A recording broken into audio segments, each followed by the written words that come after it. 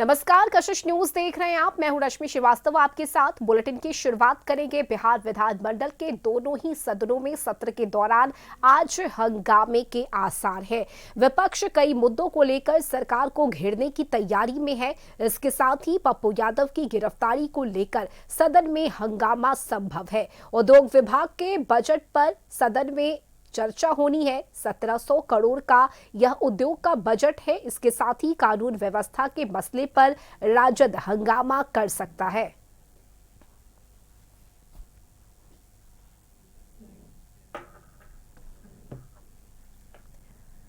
और ज्यादा जानकारी के साथ बिहार विधानसभा से संवाददाता प्रीतम जुड़ चुके हैं। अब प्रीतम, देखिए, लगातार सत्र के दौरान चाहे सदन के अंदर हो या बाहर, विपक्षी विधायकों का प्रदर्शन, हंगामा लगातार देखने को मिल रहा है। आज के दिन की अगर हम बात करें तो क्या जानकारी और आज किन मुद्दों को विपक्ष की तरफ से उठाया जा सकता है, क्या संभावनाएं बनती हुई नजर आ रही है? प्रीतम, देखिए रश्मि, अब तक जो है बिहार विधानसभा का बजट सत्र बिल्कुल स्मूथ चल रहा था, लेकिन कल से ये देखा जा रहा है कि लगातार विपक्ष की तरफ से पप्पू यादव की गिरफ्तारी, बिगड़ती कानून व्यवस्था का आरोप लगाकर हंगामा किया जा रहा है। सरकार के मंत्री जब भी सरकार की उपलब्धि, सरकार के बजट के बारे में बोलते हैं तो फिर विपक्ष की तरफ से रोका टोकी की जाती है और फिर इसका असर ये होता है कि कम से कम बिहार विधानसभा तो नहीं, लेकिन बिहार विधान परिषद की कार्रवाई स्थगित कर दी जाती है। आज उद्योग विभाग का जो बजट है उस पर चर्चा होनी है। बिहार सरकार में उद्योग मंत्री दिलीप जायसवाल उद्योग विभाग के बजट पे और उनसे जुड़े सवालों पे जवाब देंगे। 1700 करोड़ का उद्योग विभाग का बजट है और सरकार ने अगले 5 साल में 1 करोड़ लोगों को रोजगार और स्थायी नौकरी देने का लक्ष्य बना रखा है और इसमें उद्योग विभाग की महत्वपूर्ण भूमिका होने वाली। लेकिन विपक्ष की तरफ से यह सवाल खड़ा किया जा रहा है कि अगर आप उद्योग विभाग का बजट केवल 1700 करोड़ रुपए रखें, किस तरीके से बिहार में उद्योग विभाग के जरिए विकास कर पाएंगे और नौकरी दे पाएंगे, क्योंकि बिहार का बजट 3,48,000 करोड़ रुपए का है और सकल बजट को हम तुलना करें तो उद्योग विभाग की जो हिस्सेदारी है मात्र कह सकते हैं कि 0.50 यानी 1% से आधा हिस्सेदारी है।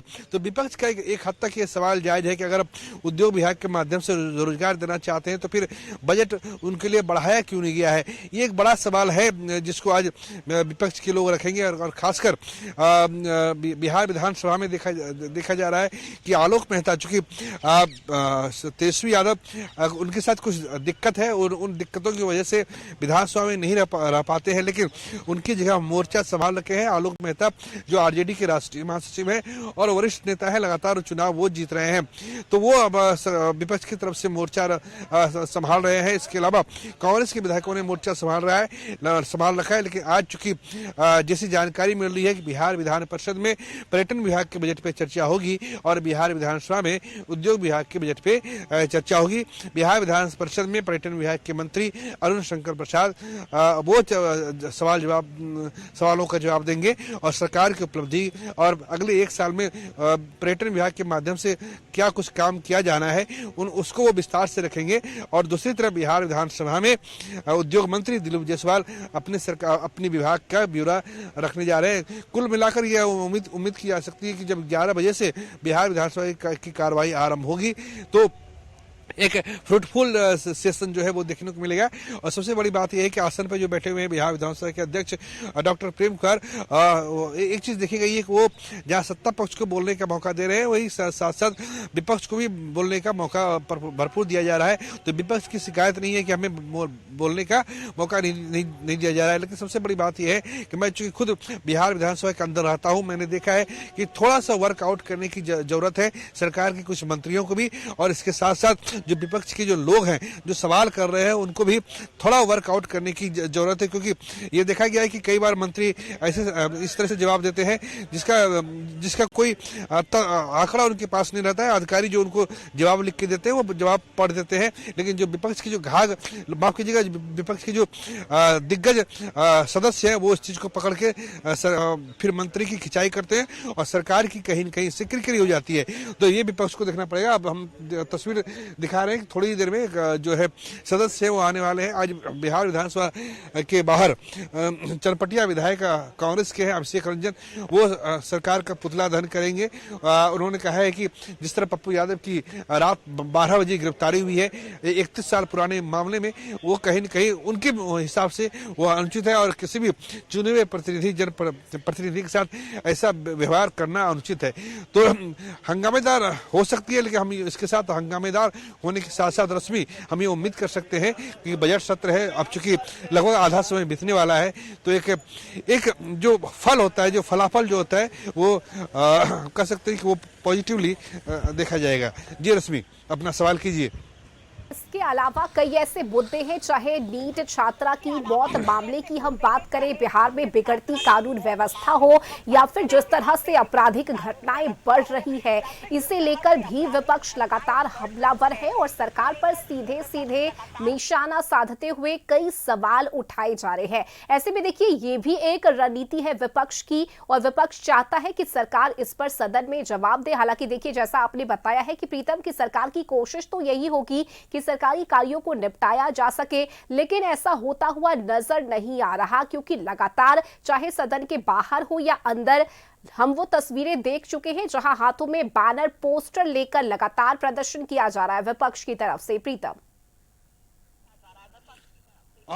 बिल्कुल बिल्कुल, देखिए नीट छात्रा के साथ जो बिहार में घटना, जो माफ कीजिएगा, नीट छात्रा के साथ जो घटना राजधानी पटना में घटी, वो कहीं न कहीं एक सरकार के लिए सिरदर्द साबित हो रही है। और सरकार को भी चाहिए कि ठीक है, कानून व्यवस्था के मसले की जब भी बात होती है तो लोग 20 साल पहले के कालखंड में चले जाते हैं और उससे उसकी तुलना होने लगती है।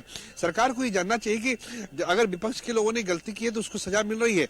20 साल से लगातार आरजेडी विपक्ष में है, तो आरजेडी की तरफ से अगर कोई गलती हुई तो उस गलती के काउंटर में हम अपनी गलती को छिपा ले, ऐसा नहीं हो सकता है। सरकार को मानना चाहिए कि नीट छात्रा के मामले में बिहार पुलिस की जो थ्योरी थी, वो पटना पुलिस की जो थ्योरी थी, वो कहीं न कहीं वो थ्योरी गलत साबित हुई है।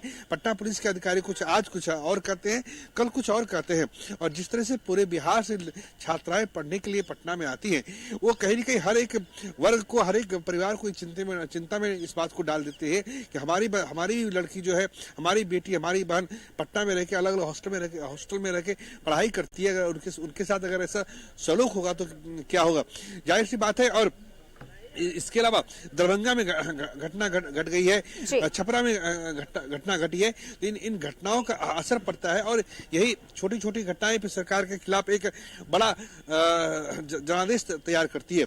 तो सरकार को चाहिए, खासकर जो सत्ता पक्ष के लोग हैं, उनको चाहिए कि समय रहते कम से कम नीट के मामले में एकदम सटीक कार्रवाई हो और लगे कि नहीं सुशासन का राज है, कानून का राज है। जी रश्मि। चलिए, बिल्कुल प्रीतम, देखना दिलचस्प होगा कि आज सदन की कार्यवाही के दौरान किस तरह की तस्वीरें निकलकर सामने आती है। फिलहाल बहुत शुक्रिया प्रीतम आपका इन तमाम जानकारी के लिए।